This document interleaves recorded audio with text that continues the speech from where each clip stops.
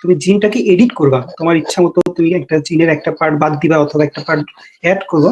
তো এইটা এখন এই জন্য এই ক্রিসপার ক্যাস9 টেকনোলজি এখন মোস্টলি ইউজড, এবং অদূর ভবিষ্যতে হয়তো বা এইটাই একটা বড় ধরনের টুল। বলতে অলরেডি এটা ক্রিসপার ক্যাস9 এর জন্য তো এই বছর নোবেল প্রাইজ পাইছে, ও যদিও সেটা কেমিস্ট্রিতে গেছে, বাট ওকে।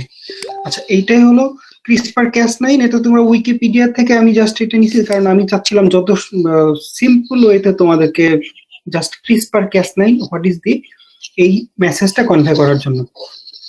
আর এই জন্য এই এতে তোমাদের এইটাই এই পর্যন্তই যথেষ্ট, এই নলেজটুকু রাখার জন্য। দেন এটা আসলে পড়তে গেলে আরো ফার্দার অনেক কিছুই করা যাবে। তো তাইলে আসলে আমাদের তোমরা এখন যে যতটুকু মনে রাখবে সেটা হচ্ছে ক্রিসপার ক্যাস9টা কি, এটা কিভাবে কাজ করে, এইটা কাজ করে কিভাবে, দ্যাটস ইট। Okay fine. দেন আরো একটা লিঙ্ক দিছিলাম আমি ফেসবুকে তোমাদের, সেটা হচ্ছে জিন জিনোম। তাহলে জিনটা কি, জিনের ডেফিনেশন আমি আগের ক্লাসে বলছি কিনা ভুলে গেছি, but okay fine. The fundamental unit of information in living system is the জিন।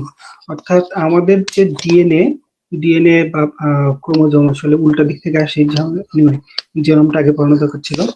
তো একটা ধরো অংশ, একটা পার্ট, ডিএনএ এর একটা পার্ট, যেই পার্টটা একটা প্রোটিন অথবা একটা আরএনএ কে কোড করতে পারে। তোমাদেরকে central dogma of molecular biology transcription ট্রান্সলেশনের কথা অনেকবার বলছি, বা প্রোটিন পড়ানোর সময় বলছি যে প্রোটিন সিনথেসিস হয় হচ্ছে ডিএনএ থেকে এমআরএনএ এর মাধ্যমে। তাহলে মূলত অন্যভাবে যদি বলি খুব সিম্পল ওয়েতে, ডিএনএ, আমাদের যে ডিএনএ এটা একটা বিশাল বড় একটা থ্রেড বা অনেক বড় একটা জিনিস।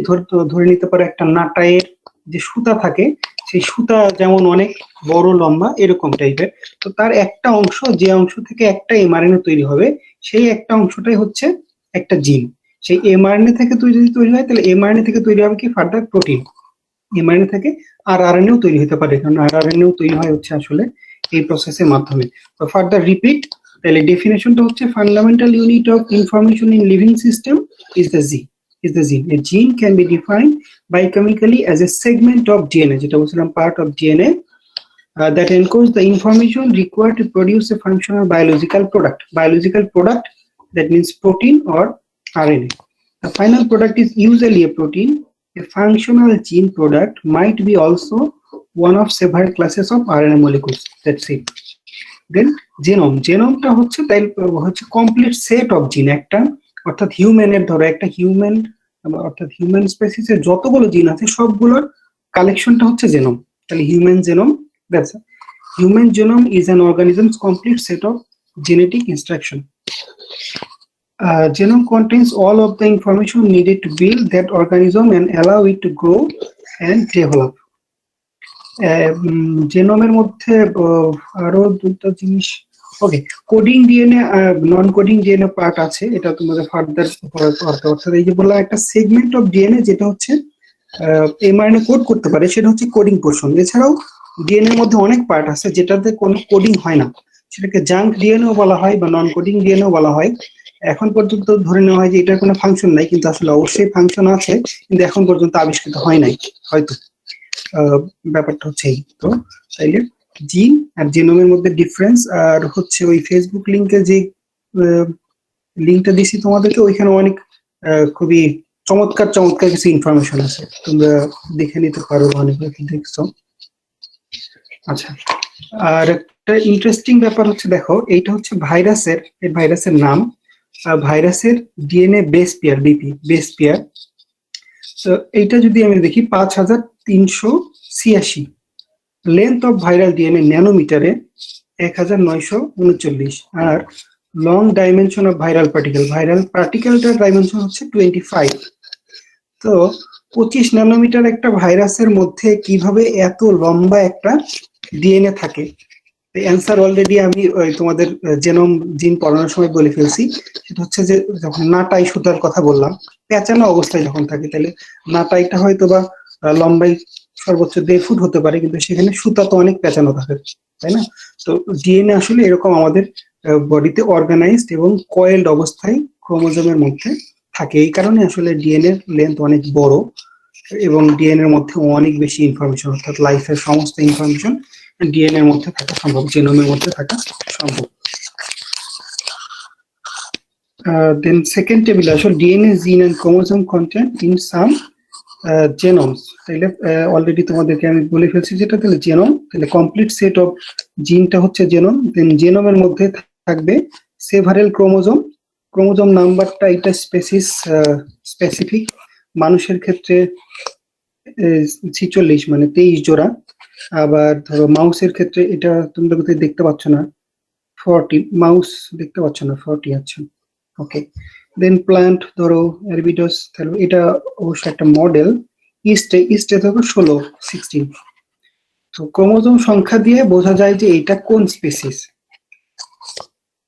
দেন এটার মধ্যে হচ্ছে জিনের নাম্বারও different, then DNA total DNA base pair বা লেন্থের যে ডিফারেন্স। এখন এখানে একটা ইন্টারেস্টিং জিনিস দেখা রাখো, mouse and human approximate number of gene কিন্তু কোয়াইট ইকুয়াল, যদিও ক্রোমোজোম সংখ্যা ডিফারেন্ট। এই কারণেই most of the preclinical experiments আর ডান ইন মাউস মডেল। কারণটা হচ্ছে মাউসের সাথে হিউম্যানের জিনোমের অনেক মিল আছে, কোয়াইট সিমিলার আর কি। তো এটা ডিফার করতে পারে ক্লিনিক্যাল ট্রায়ালে গিয়ে বা হিউম্যান মডেলে গিয়ে, কিন্তু তোমরা জানো যে এক্সপেরিমেন্ট গুলো আমরা মাউস মডেলই করি। আমি তো মনে হয় গত বছর 2000-এর বেশি মাউস কিল করে ফেলছি, আল্লাহ মাফ করো, স্যাক্রিফাইস করছি আর কি। তো এইটা যত সহজে সম্ভব, একটা মাউস যেহেতু এটা এনিমাল, আমরা সহজে এটাকে স্যাক্রিফাইস করতে পারি। যদি আমরা সাইন্টিফিক ল্যাঙ্গুয়েজে কখনো কিল বলি না, আমরা স্যাক্রিফাইস বলি। তো এই সেম জিনিস কি হিউম্যানের দেখা সম্ভব? মোটেও না, কারণ হিউম্যানকে তো আমরা কিল করতে পারি না, তাই না? তাইলে মাউস আসলে আমাদের রিসার্চের ক্ষেত্রে বা মানুষের ডেভেলপমেন্টের ক্ষেত্রে বা সায়েন্সের ডেভেলপমেন্টের ক্ষেত্রে অনেক গুরুত্বপূর্ণ একটা ভূমিকা পালন করে। ওকে, এইবার আসো তাইলে নিউক্লিক অ্যাসিডের যে প্রপার্টিসের কথা বললাম, পিসিআর করা হয় যে প্রপার্টিসটার উপর বেস করে, সেইটা আসলে most important content of this lecture বলতে পারো। তো নেটিভ ডাবল হেলিক্স, তো এটা তোমরা দেখতে পাচ্ছ, এটা তাহলে ডিএনএ ডাবল হেলিক্স। এটাকে ডিনেচার করা হয়, অর্থাৎ টেম্পারেচার বাড়লে এটা ডিনেচার হয়ে এই ডাবল স্ট্র্যান্ড থেকে হয়ে যায় সিঙ্গেল স্ট্র্যান্ড। হিট দিলে ডাবল স্ট্র্যান্ড থেকে হয়ে যায় সিঙ্গেল স্ট্র্যান্ড। ইন্টারেস্টিংলি আবার যখন হিটটা কমানো হয় তখন আবার তারা পেয়ারিং করে, এটাকে বলে অ্যানিয়েলিং। তো ডিনেচার থেকে আবার রিনেচার হয়ে যায় অ্যানিয়েলিং। তো এইটাকে আবার হাইব্রিডাইজেশনও বলা হয়। তো হাইব্রিডাইজেশন এই কারণে বলা হয় কারণ এইটা সেম ডিএনএ স্ট্র্যান্ডের সাথে অ্যানিয়েলিং হয়েছে, কিন্তু এটা অন্য ডিএনএ এর সাথেও সম্ভব, এই কারণে অন্য স্পেসিসের ডিএনএ এর সাথেও সম্ভব। এই জন্য এইটা একটা হাইব্রিডাইজেশন করা বা চিমেরা ফর্ম করা হয় অনেক সময় মাউসের সাথে হিউম্যানের জিনের বা অন্য কোন স্পেসিসে করা হয়, এই প্রপার্টিসকে কাজে লাগে আর কি। তো ইম্পর্টেন্ট পয়েন্ট এই জায়গাটায়, টেম্পারেচার অ্যাবজর্বেন্স বলতে এটা হচ্ছে আসলে ইউভি লাইট, এর আগে বুঝে আমি তোমাদের বলছিলাম আল্ট্রাভায়োলেট লাইট স্পেকট্রোস্কোপি পাস করার যে প্রপার্টিস আছে। তো এক্স অ্যাক্সিসে সবসময় আমরা কোনটা রাখি, যেটা হচ্ছে স্বাধীন রাশি, টেম্পারেচার ধীরে ধীরে বাড়ানো যায়। আর এটা হচ্ছে সবসময় ডিপেন্ডেন্ট রাশি, হচ্ছে সবসময় ওয়াই অ্যাক্সিসে থাকে। তো এখানে ফটোটা দেখো, এটা ক্লিয়ার, এই ইনফোগ্রাফিকটা ক্লিয়ার যে যখন 0, 50, 100 এটা হচ্ছে পার্সেন্টেজ বোঝাচ্ছে। এই ক্ষেত্রে 0% ডিনেচার, এখানে পার্সেন্টেজটা হচ্ছে ডিনেচারের পার্সেন্ট। এখানে সবগুলো ডিএনএ আছে হচ্ছে ডাবল স্ট্র্যান্ডের আকারে, ডাবল স্ট্যান্ডার্ড ডিএনএ, কারণ এখানে টেম্পারেচার ছিল কম। দেন যখন ধীরে ধীরে টেম্পারেচারটা বাড়ানো হলো তখন 50% ডিএনএ এই অবস্থায় আসলো, অর্থাৎ ডিনেচার কন্ডিশনে আসছে। ডিনেচার হলে ধীরে ধীরে এরা দুইটা স্ট্যান্ড থেকে আলাদা হয়ে যাচ্ছে। দেন টেম্পারেচার যখন আরো বাড়ানো হলো তখন 100% ডিএনএ ডিনেচার হয়ে গেছে, অর্থাৎ সিঙ্গেল স্ট্যান্ডার্ড হয়ে গেছে। টিএম বা মেল্টিং টেম্পারেচার হচ্ছে এই টেম্পারেচারটা, যেই টেম্পারেচারে 50% ডিএনএ মেল্টিং হয়ে single standard DNA stand form করে, সেটা হচ্ছে মেল্টিং টেম্পারেচার। তাহলে এখান থেকে একটা ডেফিনেশন তোমাদের জন্য ইম্পর্টেন্ট, যে টিএম বা মেল্টিং টেম্পারেচারটা কি এটা। আর এখানকার যে প্রপার্টি, অর্থাৎ ডিএনএ কে যে আসলে ডিনেচার করা যায় সেইটার উপর বেস করে পিসিআর হয়, এটা আমি পরের স্লাইডে দেখাবো তোমাদেরকে। Just think it about it. এখন এই জাস্ট এই প্রপার্টিসটাকেই কাজে লাগায় এখানে দেখা দেওয়া আছে ন্যাচারাল স্টেট, ডিন্যাচার্ড স্টেট। অর্থাৎ ডিএনএ ন্যাচারাল স্টেট বলতে এই স্টেটে যখন থাকে তখন তার অ্যাবজর্বেন্সটা থাকে কম, আর যখন ডিন্যাচার হয়ে যায় তখন তার অ্যাবজর্বেন্সটা হয় বেশি। কততে? 260 ন্যানোমিটার। 260 ন্যানোমিটার হচ্ছে ইউভি, আল্ট্রাভায়োলেট লাইট রেঞ্জের মধ্যে পড়ে। এই যে ডিএনএ প্রপার্টি, এই প্রপার্টিটাকে বলা হয় এই যে অর্থাৎ এই যে অ্যাবজর্বেন্সটা বাড়লো, এই প্রপার্টিসটাকে বলা হয় হাইপারক্রমিক effect. I think you cannot see here, but here is written. Hyperchromic effect, the phenomenon of OD60, অর্থাৎ optical density 260 increase compared by DNA denaturation in solution. আসলে মলিকুলার বায়োলজির টেকনিক গুলা বেশিরভাগ ক্ষেত্রেই, বেশিরভাগ ক্ষেত্রে হচ্ছে ডিএনএ কিন্তু আসলে চোখে দেখি না আমরা, বা যেই করি ক্লোনিং করি বা ডিএনএ কে ক্রিসপার দিয়ে এডিটিং করি আসলে দেখা যায় না, বা প্রোটিনের ক্ষেত্রে আসলে কোয়াইট সেম কথা, আসলে আমরা দেখা যায় না। কিন্তু এগুলো তাহলে আসলে টেকনিক গুলো এত সফিস্টিকেটেড ভাবে কাজ করা হয় বেশিরভাগ ক্ষেত্রেই এরকম এই রেট অর্থাৎ হেল্প নিয়ে। যেমন এটা হচ্ছে স্পেকট্রোস্কোপিক একটা টেকনিক হেল্প নিয়ে। যেমন ধরো বাতাসও তো আমরা চোখে দেখি না, কিন্তু গাছের পাতা যখন নড়ে তখন তো আমরা বুঝি যে তাহলে এখানে অবশ্যই বাতাস আছে। তো এরকম আসলে মলিকুলার বায়োলজির বেশিরভাগ টেকনিকই হচ্ছে ইনডিরেক্ট টেকনিক, যেটা ইনডিরেক্ট কোন একটা ফেনোমেননকে কাজে লাগায় আসলে কোয়ান্টিফিকেশন করা হয়। ওকে ফাইন, তাহলে এখানে আরেকটা ডেফিনেশন আমরা কি পেলাম, হাইপারক্রমিক ইফেক্ট। আর একটা আছে জাস্ট এর অপোজিট, হাইপোক্রমিক ইফেক্ট, হাইপোক্রমিক মেল্টিং টেম্পারেচার। তিনটা ডেফিনেশন এখানে আছে, তার সাথে এখানে একটা আরেকটা ব্যাপার আছে হাইব্রিডাইজেশন, ডিন্যাচারেশন, অ্যানিয়েলিং। এই প্রত্যেকটা ডেফিনেশন তোমরা ভালো করে পড়বা। ওকে ফাইন, দেন এবার আমরা আসছি হচ্ছে পিসিআর। আসলে পিসিআর বা পলিমারেজ চেইন রিঅ্যাকশন, এটা কিভাবে কাজ করে, এটা কি কাজে লাগে, ইত্যাদি ইত্যাদি। তাইলে এর আগের স্লাইডেই তোমাদেরকে আমি বলছি যে তাইলে ডিএনএ কে ডিন্যাচার করে এটাকে সিঙ্গেল স্ট্যান্ডার্ড করা পসিবল হল, এবং সেক্ষেত্রে অ্যানিয়েলিং অর্থাৎ সেটাকে আবার আবার ডাবল স্ট্যান্ডার্ড করা পসিবল। তো ডিএনএ তে এই পিসিআর এ এই টেকনিকটাই কাজে লাগানো হয়। শুরু করা হয়েছে কিভাবে একটু খেয়াল করো। প্রথমে একটা ডিএনএ আছে, এটা ধরো আননোন ডিএনএ, আমাদের আননোন স্যাম্পল বা আননোন ডিএনএ।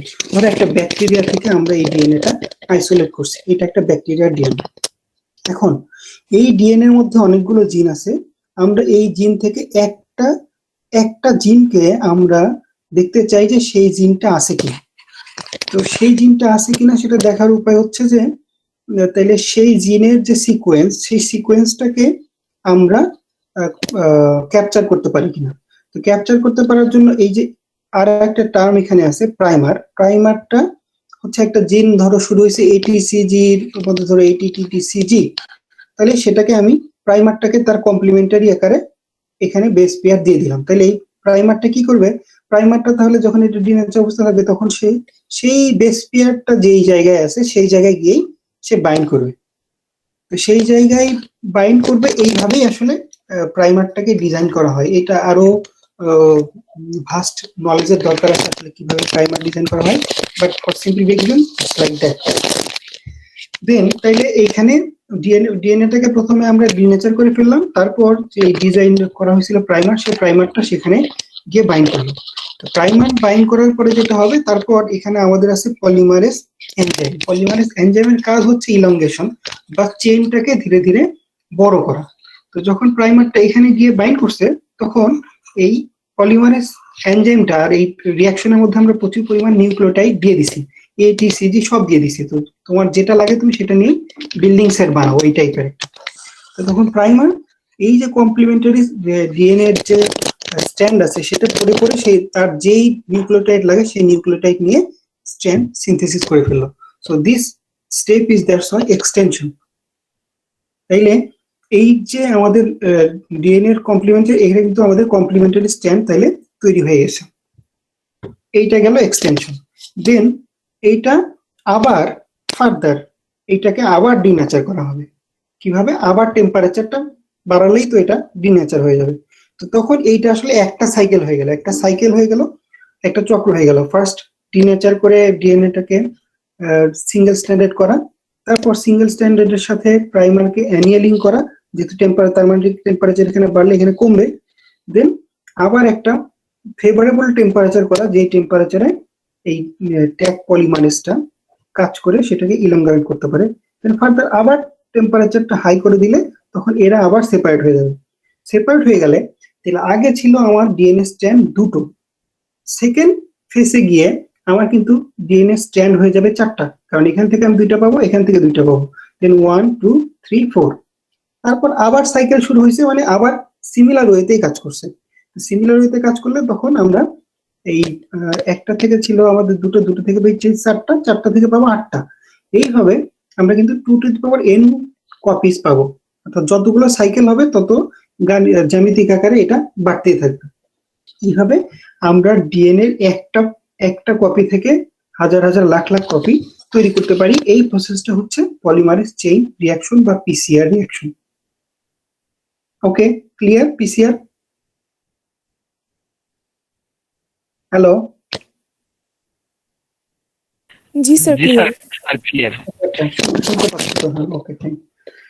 আচ্ছা, এইটা হচ্ছে নর্মাল পিসিআর, কিন্তু কোভিড-19 টেস্টের ক্ষেত্রে যে পিসিআরটার কথা তোমরা শোনো সেটা কিন্তু রিয়েল টাইম পিসিআর, সেটা এই নর্মাল পিসিআর না। ওকে ফাইন, আমি এক্সপ্লেইন করতেছি তাইলে।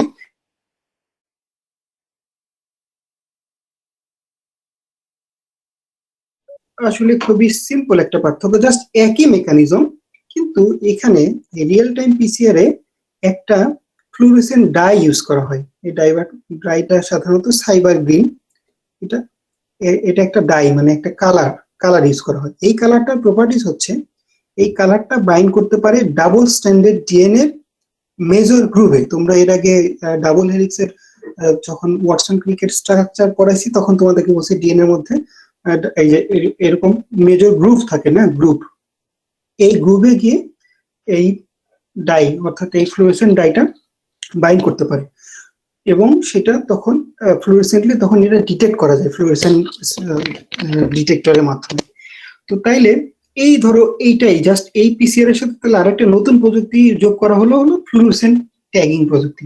তো ফ্লুorescent যখন ট্যাগ করে দেওয়া হবে, তাইলে খুবই সিম্পল ম্যাথমেটিক্যাল হিসাব, যত বেশি ডাবল স্ট্যান্ডার্ড ডিএনএ তত বেশি ফ্লুorescent ডাইয়ের ইন্টেন্সিটি, তত বেশি ফ্লুorescent ডাইয়ের ইন্টেন্সিটি মানে তত হাই সেটা রিডিং পাওয়া যাবে। এই প্রপার্টিসটাকে কাজে লাগায় এই রিয়েল টাইম পিসিআর এ এটা হচ্ছে তোমার জাস্ট ডিটেক্ট করা হয় যে কতগুলো কপি তৈরি হলো কত কম সাইকেলে। এটা উল্টা ভাবে আসলে হিসাব করা হয়। কেমন? ধরো আচ্ছা, আমরা এখানে 1 থেকে শুরু করছি। ধরো আমার দরকার 50,000 কপি, আমি এটাকে একটা লিমিট দিয়ে দিলাম 50,000 কপি। 50,000 কপি যখন তৈরি হলো তখন আমার কতগুলো সাইকেল লাগছে, হিসাবটা হচ্ছে এরকম। এইটা হচ্ছে রিয়েল টাইম পিসিআর এর ক্ষেত্রে হিসাবটা এরকম যে, তাইলে আমার যদি ইনিশিয়াল ম্যাটেরিয়ালটা থাকে একটা, তাইলে 50,000-এর রিচ করতে যদি আমার লেটস সে 50টা সাইকেল লাগে, আর ইনিশিয়াল ম্যাটেরিয়াল থাকে যদি আমার ডাবল দুইটা, তাহলে আমার অর্ধেক সাইকেল লাগবে। তো এই লিমিটে পৌঁছাইতে যত কম সাইকেল লাগছে তার মানে আমার ইনিশিয়াল ম্যাটেরিয়াল অর্থাৎ ইনিশিয়াল ডিএনএ পরিমাণটা তত বেশি ছিল। এই পদ্ধতিটা আসলে ধরো যখন একটা পেশেন্ট থেকে কোভিড-19 পেশেন্ট থেকে যখন স্যাম্পল নেওয়া হয়েছে, তখন তার মধ্যে যদি অনেক বেশি ভাইরাস থাকে তাহলে তার কাছ থেকে আমরা ইনিশিয়াল ডিএনএ পরিমাণটা অনেক বেশি পাবো। সো তখন তাকে তাহলে 50,000 যে আমাদের লিমিট, সেখানে পৌঁছাতে তাহলে সাইকেল তার লাগবে কম। তো তাহলে সেটা হবে যে অনেক বেশি পজিটিভ। এইটার উপর বেস করে আসলে রিয়েল টাইম পিসিআর রান করা হয়, এবং এখানে কোভিড-19 টেস্টের একটা ইনফোগ্রাফিক দেওয়া হয়েছে। দেখুন, এটা আমরা একটু জাস্ট রিভিউ করে দেখো। The virus is collected via a saliva sample or nose or throat swab. প্রথমে ভাইরাস স্যাম্পলটা নেওয়া হলো। রিসার্চার্স, আচ্ছা, এখানে তোমাদের আরেকটা পয়েন্ট আমি বলি নাই, যে এই কোভিড-19 সার্স টু ভাইরাস যেটা, এটা একটা আরএনএ ভাইরাস। আরএনএ ভাইরাস মানে আমাদের যেমন ডিএনএ জেনেটিক ম্যাটেরিয়াল, ওর ক্ষেত্রে সেটা হচ্ছে আরএনএ। তো আরএনএ হওয়ার কারণে এখানে এক্সট্রা আরেকটা স্টেপ করতে হয়, সেটা হচ্ছে রিভার্স ট্রান্সক্রিপশন প্রসেসের মাধ্যমে আরএনএটাকে আগে ডিএনএ তে কনভার্ট করে নেওয়া হয়, দেন এই পিসিআর প্রসেসের মধ্যে আসা হয়। পিসিআর প্রসেসের মধ্যে আসার পরে এই যে এটাকে দেখানো হচ্ছে ফ্লোরোসেন্ট ডাই হিসেবে। তো যদি থাকে তাহলে অনেকগুলো কপি তৈরি হবে, দেন আমরা বলবো যে এটা পিসিআর কোভিড-19 positive, otherwise it's negative. Okay, reverse পদ্ধতিটা যদি একটু বলেন স্যার। আচ্ছা, রিভার্স ট্রান্সক্রিপশন। ওকে, আমি লাস্টে আরেকবার বলবো, তাহলে তুমি তোমার নামটা বলো। আমি আসলে স্ক্রিন দেখার সময় তোমাদের কাউকে দেখতে পাই না, বা কি কথা বলছো এটা দেখতে পাই না। মামুন, তো তুমি তাহলে ট্রান্সক্রিপশন কাকে বলে এটা আমাকে বলো। আমি কিন্তু প্রথম লেকচার থেকে তোমাদেরকে central dogma of molecular biology বলে আসতেছি, রেপ্লিকেশন, ট্রান্সক্রিপশন, ট্রান্সলেশন। বলো ট্রান্সক্রিপশন কি?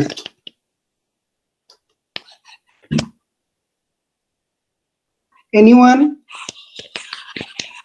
ডিএনএ থেকে প্রোটিন ইয়া করার জন্য কি জানি পড়ছিলাম স্যার ইন্টারমিডিয়েটে।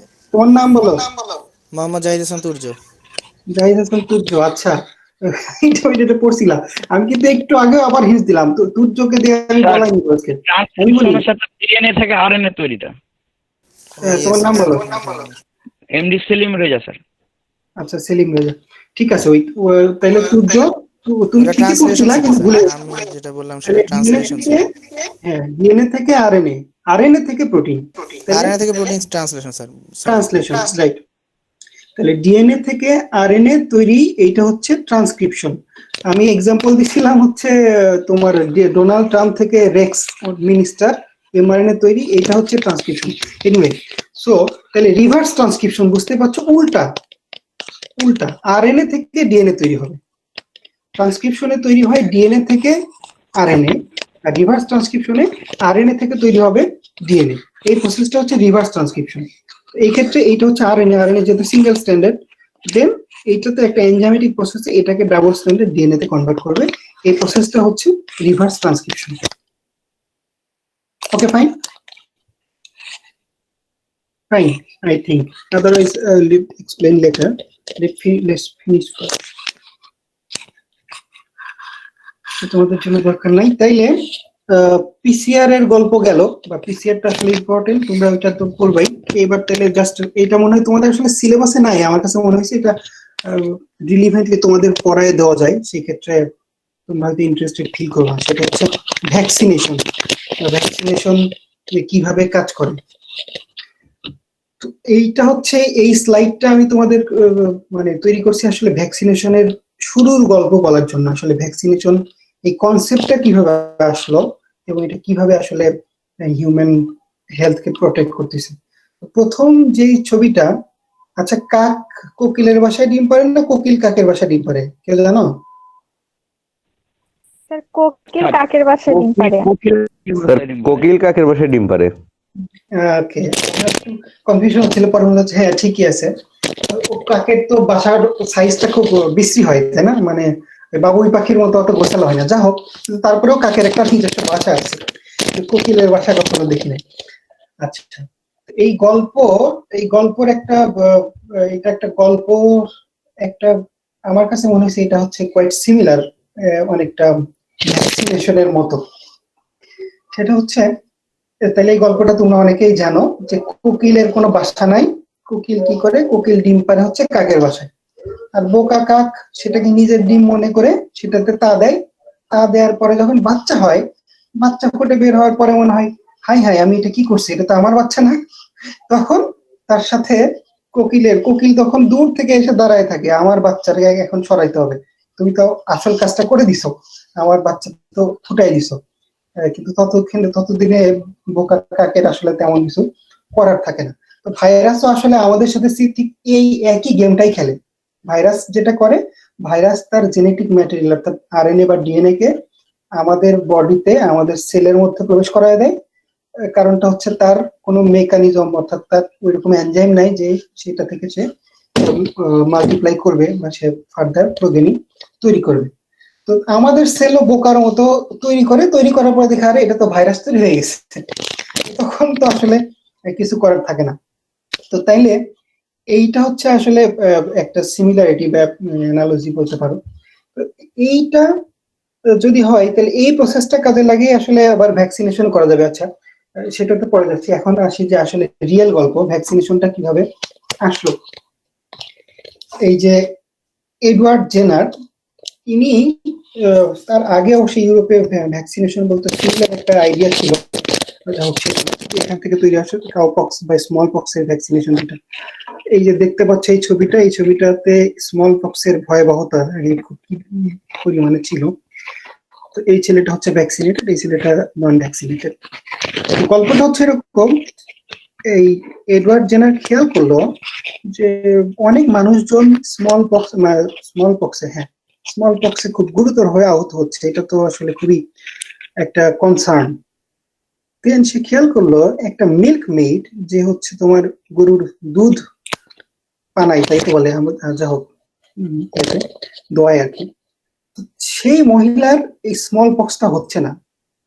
দেন সে চিন্তা করলো what's the special character or what's the special thing she is doing, that's why she is protected. Then সে দেখলো, অবজার্ভ করে যে এই মহিলার কিছুদিন আগে কাউ পক্স হয়েছিল, স্মল পক্স হয়নি কিন্তু কাউ পক্স হয়েছিল, যেটা গরুর হয় সেটা তার হয়েছিল। এই কারণে হিউম্যান স্মল পক্সটা তার হচ্ছে না, এই দুটা তার অবজারভেশন। তখন সে এইটা থিঙ্ক করলো, তাইলে সে যেহেতু আগে কাউ পক্সে এক্সপোজ হয়েছিল, তার বডিতে এরকম কোন একটা মেকানিজম তৈরি হয়েছে, ফার্দার কোনো ভাইরাস যদি তার বডিতে আসে তাহলে সে সেটাকে প্রোটেক্ট করতে পারে। এই কনসেপ্টটাকে কাজে লাগিয়ে সে তখন এই কাউ পক্স থেকে জীবাণু নিয়ে একটা বালকের নামটা বোধহয় জেমস ফিলিপস, তাকে ইনজেক্ট করলো। ইনজেক্ট করার পরে 2 মাস পরে তাকে স্মল পক্স দিয়ে চ্যালেঞ্জ করলো, অর্থাৎ স্মল পক্স এর সাথে তাকে এক্সপোজ করলো, এবং এক্সপোজ করে দেখা গেল ওয়াও ইটস গ্রেট, তখন ছেলেটার আর কোনো স্মল পক্স হচ্ছে না। এই থেকে শুরু হলো এই স্মল পক্স এর ভ্যাকসিনেশন। তো এই প্রথম যে ভ্যাকসিনেশনটা তৈরি হয়েছিল বা তখন যে কনসেপ্ট ছিল, তখন আসলে একদম ডিরেক্ট লিভিং ভাইরাসটাই দেওয়া হয়েছে। পরবর্তীতে স্টেপ বাই স্টেপ যেটা করা হলো যে আচ্ছা আমরা এটা পুরা ভাইরাসটা না দিয়ে ভাইরাসটাকে মেরে ফেলে তারপরে দেই, তাইলে তো আসলে এত বেশি বিপজ্জনক হচ্ছে না, কারণ এটা তো আসলে ডেঞ্জারাস প্রসেস না। প্রথমেই ভাইরাস দিলাম, তো ভাইরাস তো প্রথমেই অ্যাটাক করে ফেলতে পারে। তখন বললো আচ্ছা ভাইরাসটাকে যদি আমি মেরে ফেলি তারপরে দিলে কি হয়। তারপর দেখা গেলো হ্যাঁ, তাও কোনো কোনো ক্ষেত্রে কাজ হয়। কোনো কোনো ক্ষেত্রে কাজ হলে তখন অ্যাটিনিউটেড, অর্থাৎ ভাইরাসটাকে এমন দুর্বল করে দেওয়া হলো যেন সেটা অ্যাটাক করতে না পারে, কিন্তু তার জন্য পরবর্তীতে আসলে ওই যে ক্রিসপারের ক্ষেত্রে যেমন বললাম যে মেকানিজম তৈরি করে রাখা, বডিকে অ্যালার্ট করে রাখা, সেই কাজটা হয়। এইখান থেকে আসলে ভ্যাকসিনেশনের প্রসেসটা তৈরি হলো, বা এখন পর্যন্ত ভ্যাকসিনেশন এইভাবে চলে আসতেছে। তো ভ্যাকসিনেশন আসলে এই জন্য অনেক ডিবেটও আছে যে ভ্যাকসিনেশন আসলে আমাদের জন্য ভালো কিনা, কারণ অনেক রিসেন্ট স্টাডি আবার বলছে যে ভ্যাকসিনেশনের সাথে অটিজম এবং হেলথ অনেক হ্যাজার্ড জড়িত আছে। এটা হতেও পারে, কারণ আসলে প্রসেসটার কথাই চিন্তা করা, আসলে মূলত তো আমাদের শরীরের মধ্যে জীবাণু প্রবেশ করিয়ে আসলে আমাদেরকে অ্যালার্ট করাটা হচ্ছে ভ্যাকসিনেশনের কাজ। তো সেটা আসলে কন্ট্রোভার্সিয়াল হতেই পারে। তো এইবার আসি এই কাক কোকিলের গল্পটা তোমাদেরকে যে জন্য বললাম যে সেন্ট্রাল ডগমা অফ মলিকুলার বায়োলজিতে তোমাদেরকে অনেকবার পড়াইছি বা বলছি, কিন্তু এই জন্যই এই সেন্ট্রাল ডগমা মলিকুলার বায়োলজি আমার এত পছন্দের, এবং এটা আসলেই তোমাদেরকে সবসময় মনে রাখতে হবে। এটা যখন আসলে নলেজ এবং কি বলবো, মুখস্থ করা জিনিসটা তো আসলে ভালো না, মানে মুখস্থ করা যে খারাপ এটা তোমাদেরকে সবাই বলতেছে, আমিও বলতেছি, কিন্তু মনে রাখতে হবে কিন্তু তথ্য অনেক। তোমার যদি মাথায় তথ্য না থাকে তাহলে তুমি যখন চিন্তা করতে যাবা তখন তুমি আসলে কোনো পথ খুঁজে পাবে না, কিন্তু তোমার মাথার মধ্যে যখন অনেকগুলো তথ্য বিন্যস্ত থাকবে তখন তুমি চিন্তা করতে গেলে অটোমেটিক্যালি একটা পথ বের হয়ে আসবে। আচ্ছা, তাহলে এই গল্পটার সাথে সাদৃশ্য পাবা, এই কাক কোকিলের গল্পের সাথে সাদৃশ্য পাওয়া যাবে এখন আমাদের করোনা ভাইরাসের যে ভ্যাকসিনের প্রসেস, সেই প্রসেসের সাথে। প্রসেসটা এবার আমরা তাহলে যাব। এই প্রসেসে ফেসবুকের যে লিঙ্কটা দিছি ওইখানে ফটোগুলো আছে অনেক ক্লিয়ার, কিন্তু এইখানে আসলে ওইভাবে ক্লিয়ার ফটো নিয়ে আমার পক্ষে পসিবল হয়নি। এনিওয়ে, বাট তোমরা এখন বুঝতে পারছো, তোমরা এখন এই চ্যাপ্টারের মধ্যে আছো। এইটা হচ্ছে ধরো কোভিড-19 ভাইরাস, এটা কিন্তু ভাইরাস। ভাইরাসের এই যে এখানে এই পার্টটা খেয়াল করো, এটা তার মানে তার আরএনএ অর্থাৎ তার জেনোম। জেনোমের একটা জিন, এই যে লাল কালার দেয়া, এই জিনটা তৈরি করে হচ্ছে এই স্পাইক প্রোটিন।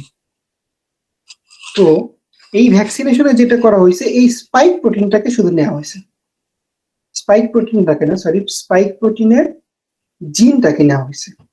স্পাইক প্রোটিনের জিনটাকে নিয়ে তাকে, এটা একটা ড্রাগ ডেলিভারি সিস্টেম, এটাকে লাইপোজোমের মধ্যে দেওয়া হয়েছে। লাইপোজোম, অন্যদিকে না যাই, তো লাইপোজোমের মাধ্যমে নেওয়া হয়েছে। এইটাকে যখন বডিতে দেওয়া হয় তখন এইটা আমাদের এটা হচ্ছে আমাদের শরীরের কোষ, সেলের মধ্যে তখন প্রবেশ করে।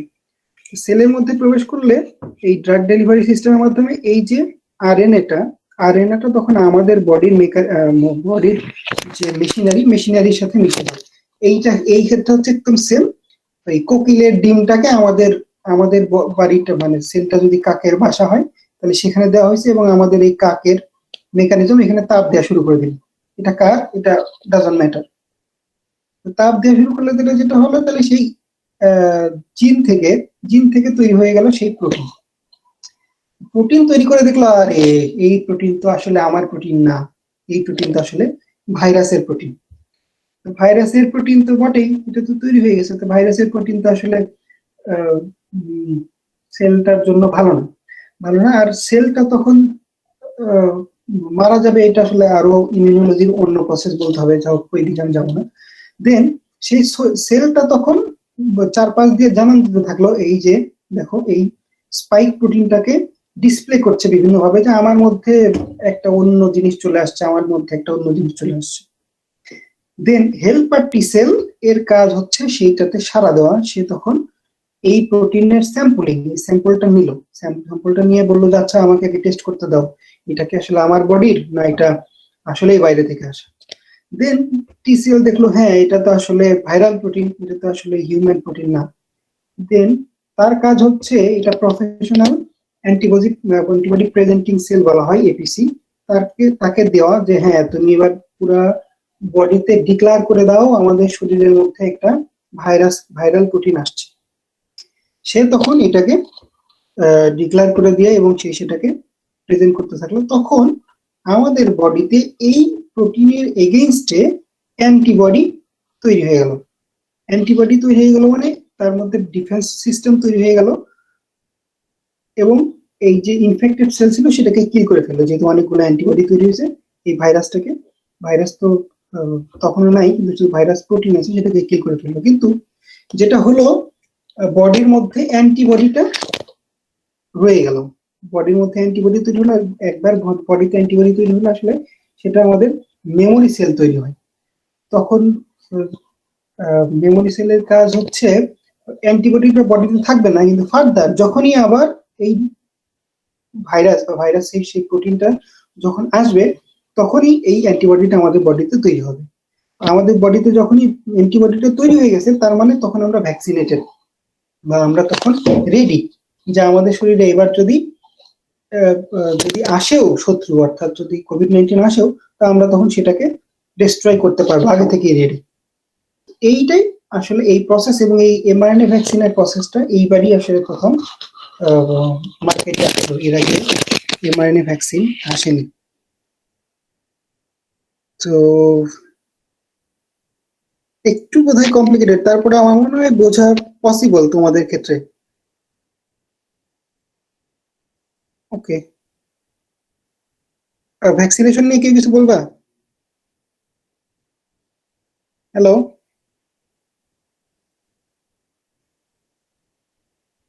No response. না স্যার, ঠিক আছে সবকিছু। No, sir. ওকে, না স্যার। দেন তাইলে কন্টেন্ট মোটামুটি শেষ। আর এই তো central dogma of molecular biology যেটা বললাম, বারবার অনেকবার তোমাদের পড়ানো হয়েছে এই নাটকটা, আর একবার নাটকটা দেখো, এটা আসলে খুবই ইম্পর্টেন্ট, সময় পড়তে হবে এটা। তাহলে আচ্ছা, নাটকটা না বলি, তোমাদেরকে অনেকবার বলছি, এখান থেকে বলি এবার। তাইলে তো যেটা আসছিল ট্রান্সক্রিপশন, রিভার্স ট্রান্সক্রিপশনের কথা, তো রেপ্লিকেশন হচ্ছে ডিএনএ থেকে ডিএনএ তৈরি, প্রক্রিয়াটা হচ্ছে রেপ্লিকেশন। দেন ডিএনএ থেকে আরএনএ তৈরিটা হচ্ছে ট্রান্সক্রিপশন। আর উল্টা ভাবে আরএনএ থেকে ডিএনএ তৈরিটা হচ্ছে রিভার্স ট্রান্সক্রিপশন, আর আরএনএ থেকে প্রোটিন তৈরিটা হচ্ছে ট্রান্সলেশন। এখানে তাহলে দেখো ডিএনএ থেকে তৈরি হবে আরএনএ, আরএনএ থেকে তৈরি হবে প্রোটিন। That's it. এখানে ওই তিনটা প্রসেস, এই তিনটা প্রসেস তোমরা পড়ে নিও। টাইপস অফ আরএনএ এটাও তোমাদের সিলেবাসে আছে, এটাও আসলে তোমরা পড়ে নিও। 3 রকমের আরএনএ আছে, এমআরএনএ, টিআরএনএ আর আরএনএ। তো এমআরএনএ এর গল্প যত এতক্ষণ পর্যন্ত যেই কথাগুলো বলা হয়েছে এগুলো আসলে সব এমআরএনএ এর কথাই বলা হয়েছে। তো এমআরএনএ এর ক্ষেত্রে এখানে একটা টার্মিনোলজি আছে কোডন। কোডন এটা দেখো, every 3 bases specifies an amino acid. Amino acid হচ্ছে কয়টা? 20টা অ্যাসিড মানে মোটামুটি ভাবে ইউজ হয়। তো অ্যামাইনো অ্যাসিড গুলো এই তাইলে তোমার আমাদের বেস পেয়ার অর্থাৎ ডিএনএ এর যে কোডন, কোডন মানে হচ্ছে তিনটা বেস মিলে একটা অ্যামাইনো অ্যাসিডকে কোড করে। স্টপ কোডন দেন টিআরএনএ হচ্ছে ট্রান্সফার আরএনএ। এটা ওই ইয়েতে যেটা বলছিলাম ট্রান্সফার আরএনএ দেখতে এমন, এর কাজ হচ্ছে এই এমআরএনএ এর কোড গুলো পড়ে সেই অনুযায়ী অ্যামাইনো অ্যাসিড গুলোকে অর্গানাইজ করা। আর আরএনএ হচ্ছে রাইবোজোমাল আরএনএ, যেটা হচ্ছে বডিতে মানে সেলের মধ্যে রাইবোজোম তৈরি করে, এটা হচ্ছে প্রোটিন তৈরির ফ্যাক্টরি। এইখানে আসলে প্রোটিন গুলো তৈরি হয়। আর আরএনএ এর একটা স্ট্র্যান্ড, এমআরআরএনএ একটা স্ট্র্যান্ড, দুটো মিলে হয়ে গেল ডাবল স্ট্র্যান্ড। এই দুটো ডাবল স্ট্র্যান্ড পড়ে টিআরএনএ সেই অনুযায়ী নিয়ে আসা হচ্ছে অ্যামাইনো অ্যাসিড। ওকে,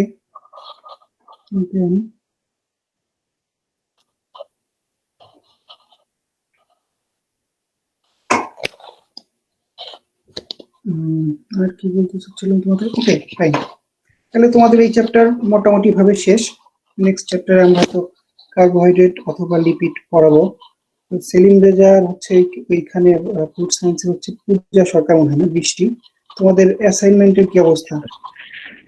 স্যার আমার কোশ্চিন সবকিছু মানে নেওয়া হয়ে গেছে, কিন্তু দেওয়া হয়নি যে মানে সবার পড়াশোনার একটু ইয়ে আছে তো, মানে সবাই মানে ইয়ে থেকে আগে আপনি পড়াবেন, তারপরে পড়লে সবাই তৈরি করতে ভালো হবে। ওকে, তাহলে আমি এটা শেষ করলাম, তাহলে এখন তো দিতেই পারো।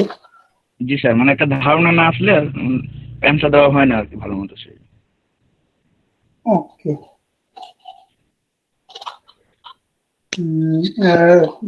নাবিদ আছো? না স্যার আজকে আসেনি। নাই স্যার। আচ্ছা, তোমার কাছে কি অ্যাটেন্ডেন্স শিট দিছে? জি স্যার। ওকে, তাহলে অ্যাটেন্ডেন্সটা নিয়ে নাও। আর ওইদিকে তালহা আছো? জি স্যার আছি। ওকে, তাহলে তোমরা দুজন অ্যাটেন্ডেন্স নিয়ে নাও। আর ওকে, আর তোমাদের ফার্দার কোনো কোশ্চেন থাকলে এমনিতে পরে আস্ক করতে পারো। এবং তোমাদের আসলে আমি যখন কোনো কিছু আস্ক করি, এটা হচ্ছে যে কি বলবো, তোমাদেরকে খুব বেশি লজ্জা দেওয়ার জন্য বা জন্য না, কোনো কিছু করার জন্য না, জাস্ট আসলে কনসেপ্ট ক্লিয়ার করার জন্য আর কি। যদি বুঝে থাকো তাহলে আসলে জিজ্ঞেস করারও দরকার নাই। বড়ি ওকে, তাহলে পড়তে থাকো। ফাইন, তাহলে আজকে ওকে। আসসালামু আলাইকুম স্যার। আসসালামু আলাইকুম স্যার। আসসালামু আসসালামু আলাইকুম। আসসালামু আলাইকুম স্যার।